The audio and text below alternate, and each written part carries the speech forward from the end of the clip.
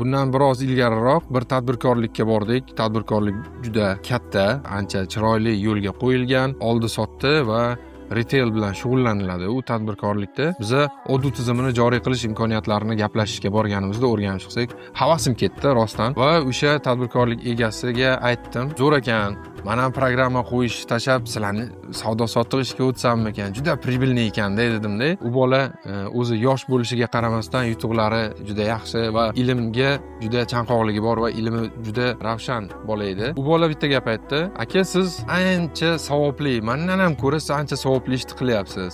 Chunki ERP joriy qilish, KPI'larni joriy qilish, hisob-kitoblarni aniq qilish bu musulmonning musulmonga haqqi o'tmasligi, adolat bo'lishi, tarozini to'g'ri ishlashini ta'minlaydigan tizim. Siz agar pul olgan taqdiringizda, olmagan taqdiringizda ham sizga yoziladigan, musulmonning haqqini himoyalaydigan tizimni qilganingiz uchun sizga yoziladigan savob va haqqi juda baland.